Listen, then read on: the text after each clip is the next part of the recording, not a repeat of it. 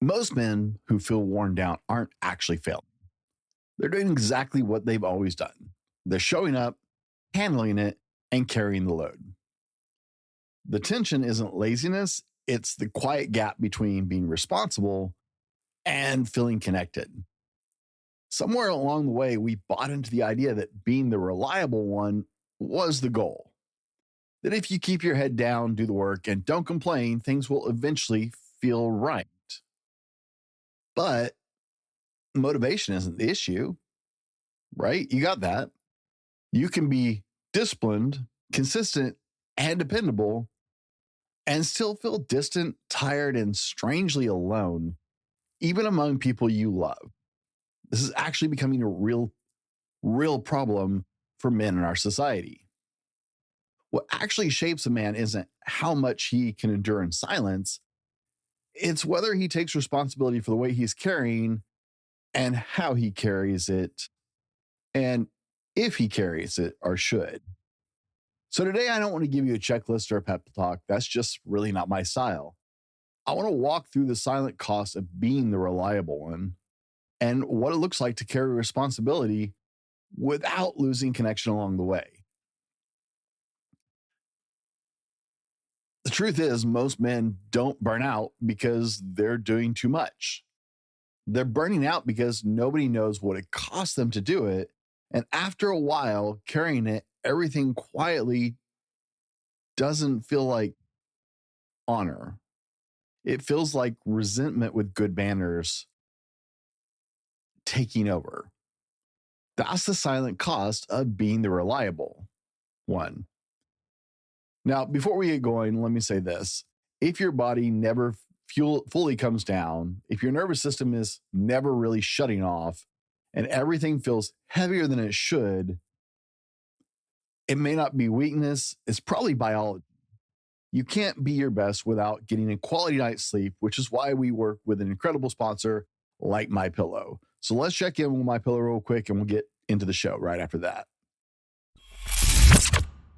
Our sponsors, MyPillow, are running their winter super sale with original MyPillows as low as $14.98, Giza Dream Sheets as low as $29.98, the Bible Story 5-pack, which includes 5 Go Anywhere MyPillows. My family and I love them. We take them wherever we travel. And Giza cotton pillowcases. Body pillows just $29.98. These products are products you will find in my house. Like I said, the travel pillows with the Bible Story cases, we have them. We just got back from a trip and we absolutely love them as a family. To get the very best specials, go to mypillow.com/thrive or call 1-800-794-5834. Use promo code THRIVE with our sponsors. So call 1-800-794-5834. And if you're watching on the video, it's on the screen, or go to mypillow.com and just use promo code THRIVE to get up to 80% off your order with our sponsors, MyPillow. The Driven to Thrive broadcast, purpose, growth, and lasting impact for men. Helping men go from living to thriving, purpose-filled, intentional lives. Welcome to the Driven to Thrive broadcast, where men learn to lead themselves, their families, and their world with purpose, growth, and lasting impact. I'm your host, Brent Dowlin. Let's get into it. Oh, by the way, if you're new here, welcome. And if you're the guy people lean on without thinking twice, this one's for you. You see, being reliable isn't the problem. It's not even a problem. The problem is when reliability becomes your only role. When strength turns into silence, when everyone depends on you, but no one's actually connected with you. That's where things start to break. Not all at once, but quietly, relationally, internally. Well, what most men don't hear is that strength is measured by how much Strength isn't measured by how much you carry. It's measured by how wisely you decide what shouldn't be carried alone. Let's walk through this. First thought, reliability without voice creates an invisible agreement. You see, you don't have to agree out loud for an agreement to form. It doesn't actually have to be a conversation. In psychology, they call this covert contracts. Unspoken expectations that feel binding, even though they were never discussed. You didn't like talk this out with anybody. It just kind of happened. But you keep showing up because that's who you are. You keep absorbing the pressure because you have broad shoulders. And over time, people stop seeing it as effort on your part and start taking for granted, and it just becomes normal. They expect it of you. Well, this reliability and responsibility is often taken for being stoic, right? And a really masculine thing. So we just persist on that, right? We're like, yeah, that's what men do. But Stoicism never praised silent consent. It praised chosen endurance, not assumed obligation. Marcus Aurelius wrote about bearing weight with virtue, not about disappearing inside of it. Silence doesn't make you noble, it just makes the agreement assumed and invisible. And that takes a toll on your mind and emotions. So ask yourself honestly, where did I stop explaining and start assuming it was my responsibility or role? What am I carrying now that I never consciously agreed to carry? Asking these questions isn't a problem, guys. Clarity doesn't create conflict. It helps prevent quiet resentment inside of you. Once those silent agreements are in place, something else tends to happen. You stop talking, not because you don't feel anything, because God forbid us men ever talk about a feeling, but because it feels easier to keep going, honestly, right? You don't want the conflict. You don't want a headache. You don't want to feel like you're causing conflict, and you don't want to feel like you're weak or whiny. So we just keep moving forward because that's what we do, right? That's where men start confusing discipline with denial, though. Now, suppression masquerades as strength all the time. We've already started to touch on that, right? But I wanted to say it out loud and let you process that for a minute. Suppression masquerades as strength. Here's what neuroscience tells us about it. Emotions that aren't processed, they don't disappear. They get stored, usually as tension, irritability, exhaustion. You ever feel like tension up here in your shoulders or maybe down in the lower back? Those are two really common places, by the neck and the lower back. Major spots for men to actually carry tension. And yes, it physically manifests in your body. Your brain can absolutely convert that to your nervous system. In fact, it can even be converted by your mind to bigger health issues than just tight muscles or a little tension. It can turn into full blown disease. Honestly, like it can actually make your physical body sick. It can show up as ulcers. It can show up in high blood pressure. It can show up in hypertension. There's even studies that suggest that it can actually start to activate cancer cells in your body and push that along if you have that possibility going on. It's bad, guys. It's really bad. You see, your nervous system stays activated, always braced, always ready. This is not good, right? Culturally, men call that being strong. We're told it's who men are. Yeah, man. In society, as much as they complain about us acting like men, also expects you to act like a man. They don't care about your feelings. They don't care about your problems. We all know that way too well. But scripture tells us a different story. The Bible doesn't shame emotion, it names it. David even wrote in Psalms 42:11, "Why, my soul, are you downcast?" It wasn't weakness. If you know anything about David, you know that. It's awareness. Strength isn't the absence of emotion, it's the courage to tell the truth about it. Repeatedly assuming the responsibility, whether you should or not, just leads to stress, anger, disconnection, and health issues. So try this out. Instead of asking, what do I need to push through? Try, what emotion have I decided is inconvenient right now?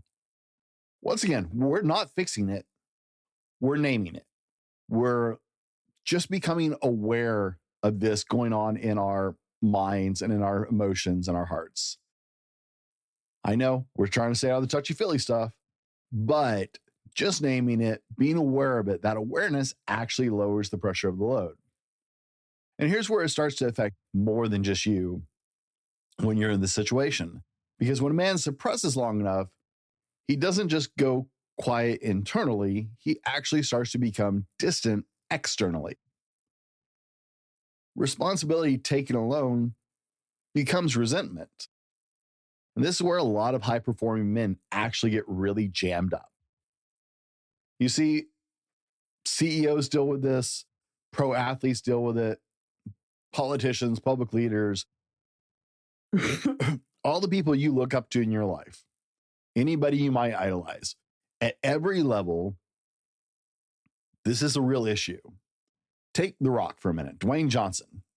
By his own admission, there was a season in his life where he was winning publicly. Everybody knows who this man is. But in a season of his life, while he was winning publicly, he was unraveling privately. Divorce, burnout, emotional isolation. By his own admission, he wasn't failing at work, he was failing at his connections.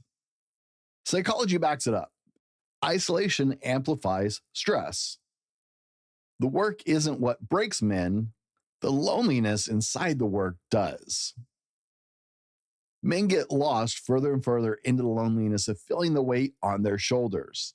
The longer they carry these unspoken burdens, the longer they carry these undiscussed assumptions about what they're going to carry and the load they're going to carry for whatever relationship, the worse it gets. They have to keep going. They can't fail. But it feels like no one understands. On the outside, they put up a great front. They have to. They don't want to hurt people they love. But at the same time, they become alone, even with loved ones.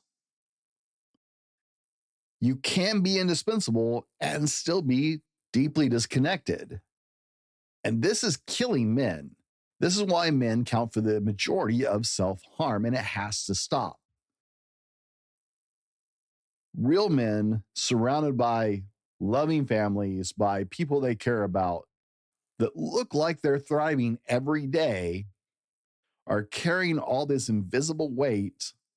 Some of it they agreed to, a lot of it they didn't, but they don't ever talk to anybody about it, and they don't ever have a support group to support it. And in the midst of all of it, they still feel alone. This is one of the biggest epidemics facing men in modern history. So ask yourself a couple questions. Who actually knows what my days feel like? I hope you have somebody. You need to have somebody. Where have I replaced presence with just performance? Have I built a strong circle I can connect with? Now, I've talked to men's groups leaders. I've certainly encouraged you guys to find a group on this podcast before. But I know a lot of men who are turned off by the idea of anything that could be remotely believed as touchy-feely. And I'm one of them. That's why I know it's a thing. You don't have to go to a touchy-feely group. It doesn't have to feel like a support group meeting where you all sit around in a circle and stare at each other and listen to each other's stories. Look, those have a place. And I know a lot of good men who have been saved by groups like that. AA, NA. I have a deep love and respect for those groups. They save lives, and I'm grateful for them.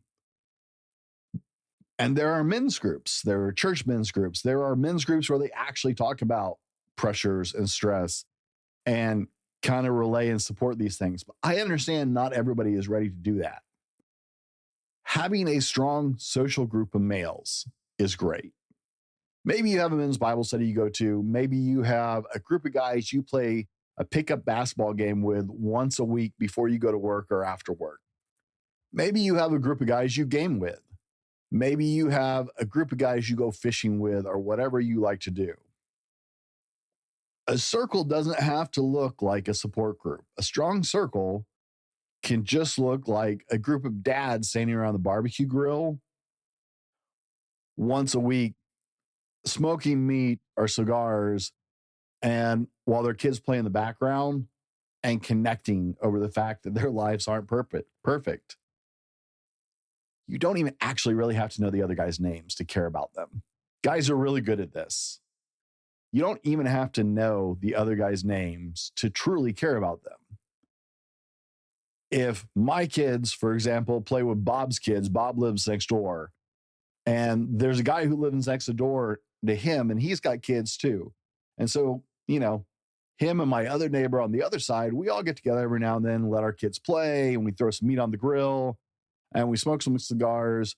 I don't know the other guy's name, but that's okay. I know his kids play with my kids, or I know he knows Bob, and we're cool. And I care if his life is falling apart because really I'm looking at myself.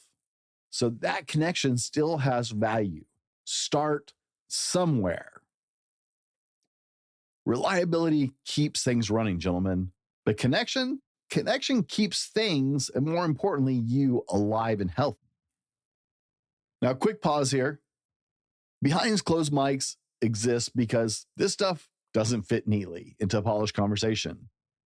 It's where I talk about the pressure, the doubts, the moments that men usually keep themselves in their journey. In my particular journey on Behind Closed Mics, we talk about my journey as a content creator, a coach, a father who runs 5 programs and everything else going on. And the real unpretty mess behind all that. If you feel like this episode is hitting close to home, you probably resonate with that idea too. So there's a link in the show notes when you're ready to check it out. Behind Closed Mics is my Patreon only podcast because really that's where all the stuff goes that I'm just not ready to throw out to the wide world yet. Now, let's zoom back out and look at this. When one man always absorbs the pressure, everyone else unconsciously adjusts. Not out of malice, out of habit. You see, carrying everything trains others not to carry anything. It actually is bad for those you care about. Systems adapt to whoever compensates. If you're always the one that steps in, others back out.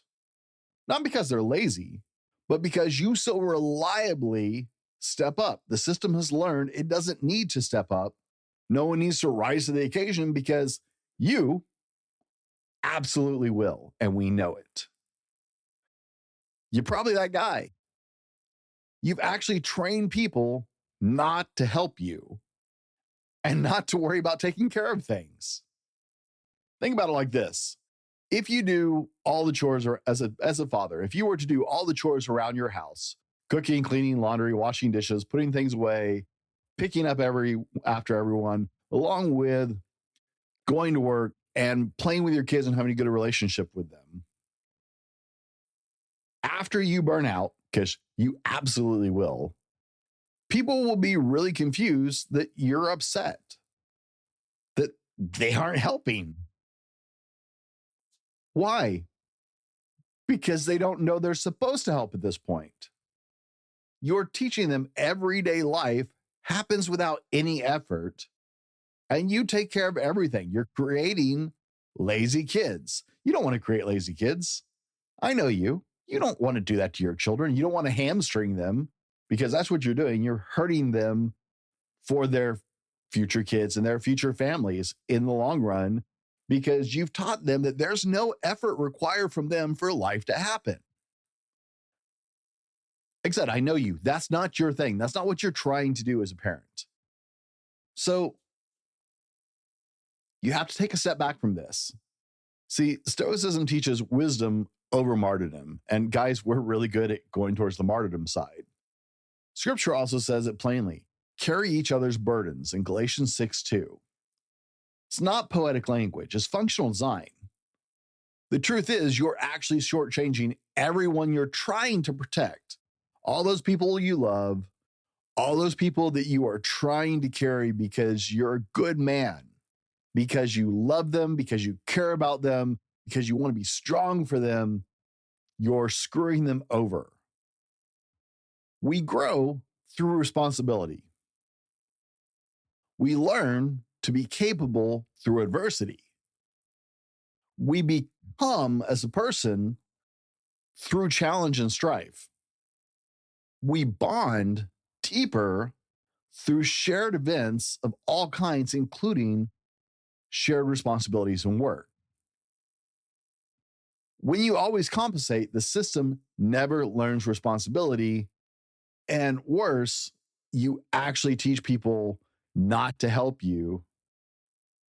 And then they're confused because eventually it's going to break if you carry it all.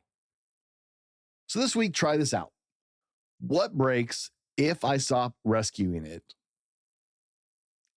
And should it actually break? I had this conversation with a good friend of mine years ago because he became the cog at his company that everything relied on, which is a horrible way to run a company. It put tremendous stress and pressure on him. Like, he was stressed out all the time, suffering with anxiety and having emotional breakdowns because he was working 60 to 70 hours every week and he was on call 24 hours a day. Because if he didn't answer the phone, the whole system could collapse. And I absolutely rattled his cage when I said, maybe it should. Look, he didn't start out trying to make that happen. But just like this whole conversation, over time, he just took on more weight. He took on more burden. And then it started becoming assumed that he would just keep doing those things that he took on, where he took on something to help, where he took on something to hold it while they found somebody to take care of it. They just assumed he would do it instead of actually finding somebody to do it. You've probably been there before. All of a sudden, the whole system relies on him. That's a horrible way to do business. Never let that happen with your employees. But it really rattled him one day when I was like, look, maybe the system should break because it's already broken if it falls apart all on your shoulders. Letting others feel weight isn't abandonment, it's leadership. It's letting them become the people they're meant to be. So, no, this isn't about becoming unreliable. It's about becoming relationally present again and a good leader for those around you. This is a shift. Now, we want to go from the silent endurance to shared weight. For a lot of men, the idea of sharing the load sounds good in theory, but kind of vague in practice because the fear is not really about talking, it's about what happens after you do. What if I disappoint somebody? What if I look weak? What if things don't change? Well, here's what neuroscience shows us. When a burden is named out loud, we talked about that earlier, especially to a trusted person, the brain literally reduces its threat response to said issue. The amygdala actually starts to quiet down and the nervous system downshifts. That's good for you. Not because the problem disappeared, but because you're no longer alone with it. It's not just on you. Faith has always pointed to this long before the brain scans existed and we knew anything about neuroscience, right? Galatians 6:2 tells us to carry each other's burdens, and in this way you will fulfill the law of Christ. The verse isn't sentimental. It's structural. The Bible knew we weren't meant to function alone. Christian faith doesn't call men to suffer quietly. It calls them to walk together honestly. So here's a shift most men seem to miss. Shared weight doesn't start with dumping everything on someone else. None of us want to do it, so that's what we feel like is going to happen. It starts with naming reality accurately. Shared burden doesn't mean giving up responsibility, it means giving up isolation. So let's talk about what this looks like, because this is an area that I know I've struggled with. I know a lot of men who struggle with actually putting this into practice. Moving from silent endurance to shared weight usually happens in 4 small moves, not one big emotional moment. So, first, you have to start editing your language with yourself. Instead of telling yourself, I'm good, oh, it's just busy, no, I'm fine with this, you say, you know what? I think I'm carrying more than I realized, and it's starting to cost me or starting to be detrimental to the project or to my relationship, right? You need to change the way you address it. You have to acknowledge that you might have taken on a little much. Look, I know you can carry a lot. God knows you can carry a lot. But there is a point where it is way too much and you're hurting everything around you, even though you're trying to save everything around you. Guys, this isn't weakness. It's truth that you have to admit it to yourself first, because if you don't honestly admit you could use some help, you'll never take step 2, which is you have to choose the right person, not necessarily the easiest one. Not everybody earns access to your weight. This is a really important lesson. You don't just spill it or share it or dump it on a stranger or a random person. Shared burden requires wisdom and trust, not oversharing. Ideally, this person is your partner or your spouse, someone who is equally yoked with you, but maybe differently gifted. This even works in relationships, in work relationships, right? Not just marriage relationships, but in work relationships, right? Someone trustworthy and equally invested in the project or in the success of the business. I promise you'll gain a lot of traction if you have a respected manager and you can go to them and say, look, I think I've accidentally taken on too much on this project or on this situation. Is there a possibility I can get some help? I don't want it all taken away.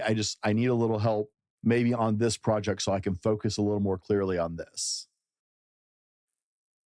That's you taking initiative to make sure that the whole thing is successful, not you trying to avoid work. And that works with your marriage as well. Now, that may not be your spouse, that may not be your work relationship. It depends on in what area of your life this is weighing on you the most, but you have to find the right person to share this with. Third, you have to resist the urge to immediately fix it. Most men share it once. It comes out, it makes us really uncomfortable. And so we rush to solutions so we don't feel overly exposed. And that rush tends to screw things up more usually. Okay. Connections happen when weight is seen, not solved. You need somebody to walk alongside you, not just verbally say, hey, this is a problem. It doesn't make sense unless they actually see it through your eyes or through your shoe, walk a mile in your shoe, so to say.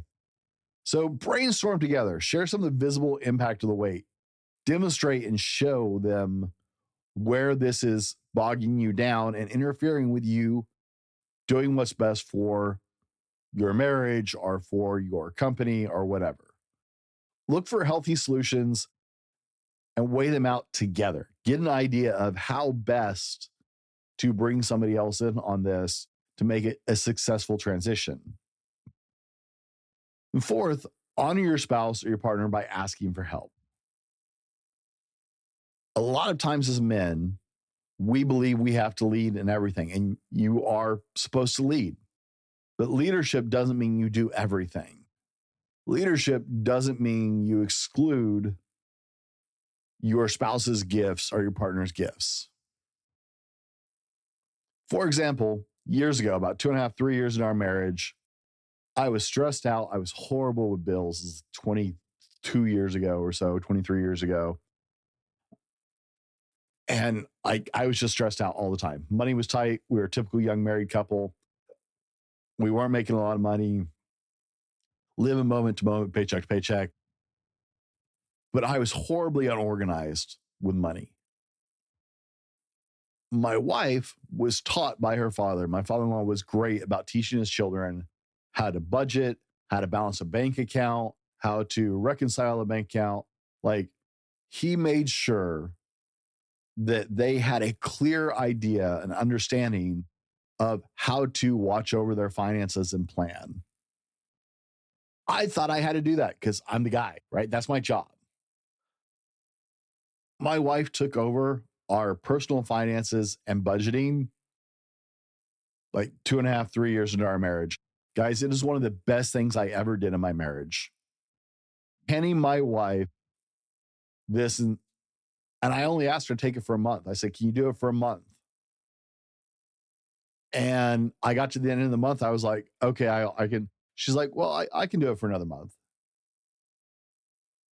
After 6 months, we were caught up on everything. We were current on every payment. We were caught up on our back bills. My wife has been doing it ever since. She is gifted. She's also gone into bookkeeping. She's a professional bookkeeper. She works freelance and has worked with several businesses over the years because she is really gifted at this. I'm not. I do our taxes. My wife doesn't understand tax code. She doesn't understand how to make that work. But my wife makes it really easy for me to do the taxes because she does our books really well. And to me, taxes aren't confusing. So I do them. I took my wife who was differently gifted and I shared a weight that was dragging me down. And together, we made our marriage more successful by coming together and respecting and honoring her gifts and her abilities as well in the marriage. We still discuss everything. We still discuss budget. We still discuss spending, but tracking it, controlling it, watching over it. My wife does that because she's phenomenal at it. I am an impulse shopper. The grocery stores and Walmart made those aisles just for me because I am that guy. So it is much better that she does these things. So when you connect with your spouse, especially in the relational portion of this, honor their gifts, honor what they bring to the table, and partner with them by asking for help. This will actually strengthen your marriage because it means you're walking through it together. And you guys know I'm really, really into relationship. Relationship is super important. It is a cornerstone foundation. What I believe men need is healthy relationships in their lives. So make sure if you're doing this with your spouse, you're respecting that because it will make your marriage better. The goal isn't to be rescued, it's to be known. It's what everybody really honestly wants in a relationship, whether it's your spouse or with your friends. Maybe it's at work. You want to be known for who you are and what you bring to the table. Resentment doesn't come from responsibility. It comes from carrying responsibility unseen and certainly unappreciated. The burnout doesn't come from effort. It comes from endurance without relationship. It comes from suffering in silence. Strength, real strength, isn't silent suffering. You don't become less strong when you share the load. You become more sustainable and stable. When a man shifts from the silent endurance to shared weight, nothing about his value changes. He still shows up. He still leads. He still carries responsibility. The difference is he's no longer doing it alone and he's being relational. He's being connected. Being reliable isn't a flaw. But when reliability replaces relationship, strength quietly turns into strain. You weren't designed to carry everything alone, and the costs of pretending otherwise always shows up eventually and in really horrible ways to living your best life. Now, if this episode resonated with you, send it to a man who's always got it handled. Because, gentlemen, there's a lot of you guys out there, and there's a lot of guys just like me out there who this is an absolute issue for. Ask yourself today, what weight was never meant to be silent? Because growth doesn't happen by accident. You have to take it by the head and get after it yourself. You have to make positive steps forward because you choose to. Guys, as always, be better tomorrow because of what you do today. We'll see you on the next one. The Driven to Thrive broadcast, purpose, growth, and lasting impact for men. Helping men go from living to thriving, purpose-filled, intentional lives.